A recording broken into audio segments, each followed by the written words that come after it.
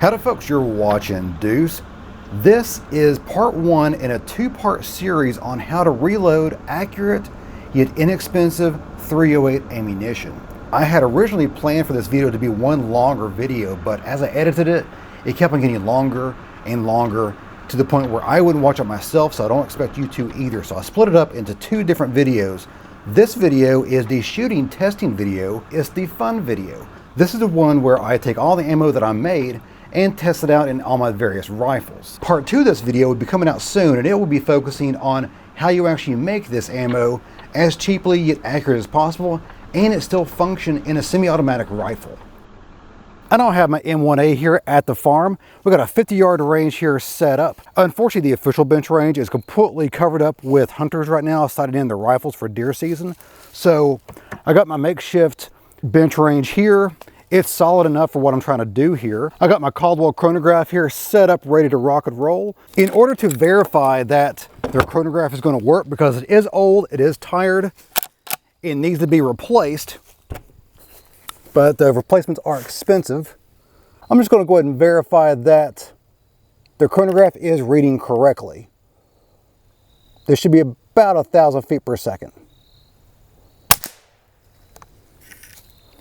1097, perfect, close enough. I only have two powder charges here, so let's go ahead and start off with the lesser of the charge. We're just going to verify whether it hits the target reasonably well and cycles the action and is an acceptable speed across the chronograph. This is not intended to be the most accurate round out of this rifle. I just want some fun .308 that I can make cheaply, and it cycles in this rifle as well as my other .308 rifles, hopefully. But I'm really concerned about this one. This is the one I want to get out to the range way more often.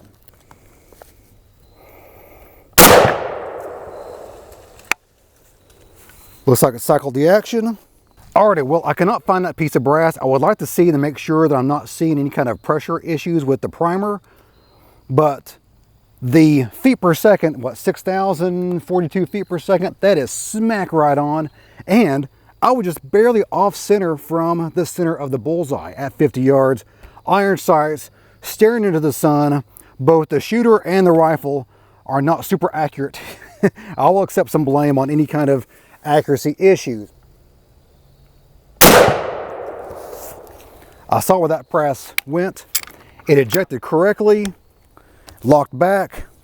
I don't know what else to ask for. And that was 2671, perfect. Or I did find the piece of brass, and you can see, if I can get it to focus, come on, Canon, focus for me, baby. There we go. There is zero issues with the primer. It doesn't look flattened. It doesn't look out of place. So not only was this a safe round to shoot for the M1A, M14 platform, but it seemed to be pretty dang accurate, just out of accident, purely accident, honestly. Look at that. That is nice to see. Let's go ahead and cover that up with a quarter, and easy peasy, no problem whatsoever. They are almost touching. So is that one MOA accuracy?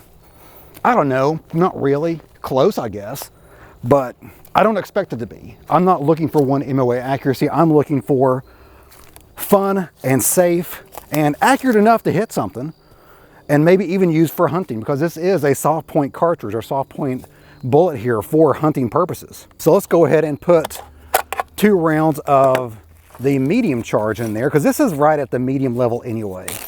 I'll explain that here in the bunker. It's a flat base bullet, which this is what it looks like right there. That's a close-up, but it's got the soft point on there, so it will expand when it hits deer and bone. I cannot see anything with this sunlight right in my face. All right, we got my Hodgdon cap on here to hold back the sun for at least the next 2 shots, hopefully. If you order enough from some companies, they will eventually feel pity on you and send you a hat like this one. I can't guarantee that for every order you put through them, but it happens on occasion, which is nice.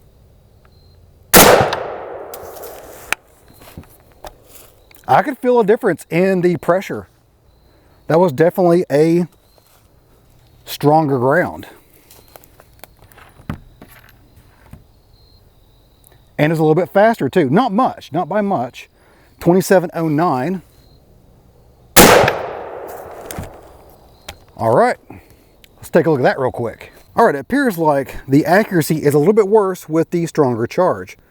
Let me get a pointer out. I don't have a pointer. Going up 1/2 grain in powder charge went from these 2 holes to these 2 holes, at least doubled the size of the group. Now I know this is just a 2-round group, but we're just getting some baseline here. But at the end of the day, everything is still being covered up by a single quarter at 50 yards, which is still good enough for fun, which is what I'm looking for. No full auto or similar, but what if my finger's really, really fast?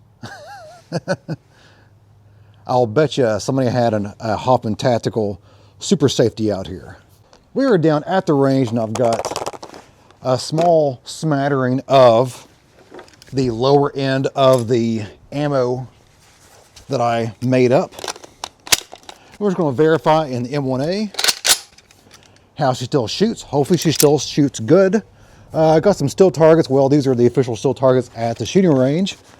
We'll see if we can hit something at 50 yards or 75 yards, whatever that is. I can't remember. Missed that one. It is freaking cold as hell right now in Tennessee. This rifle does seem to shoot pretty well. I'm going to see if I can hit that little guy at 100. You know what? No, I'm not going to embarrass myself too much. There we go. That guy.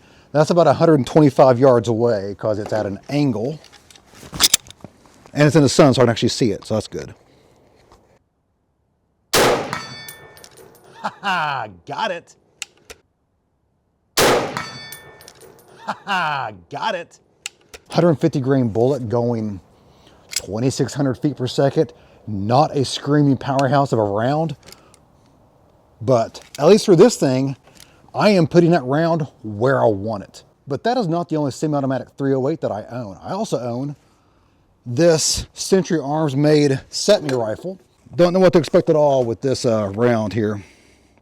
It may not even cycle. I don't know. Let's find out.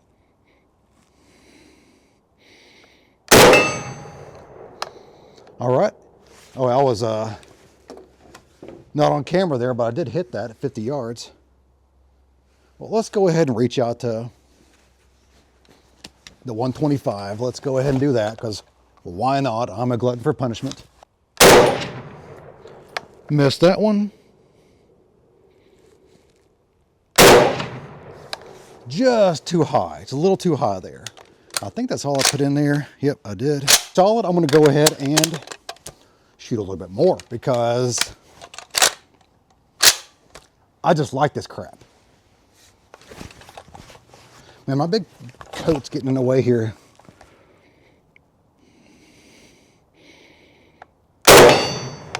Got it.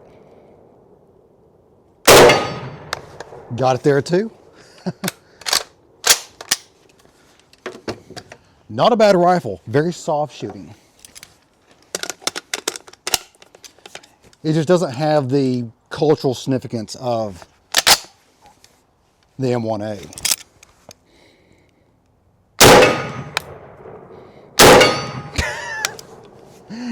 I almost can't miss with this rifle. This is such a good rifle.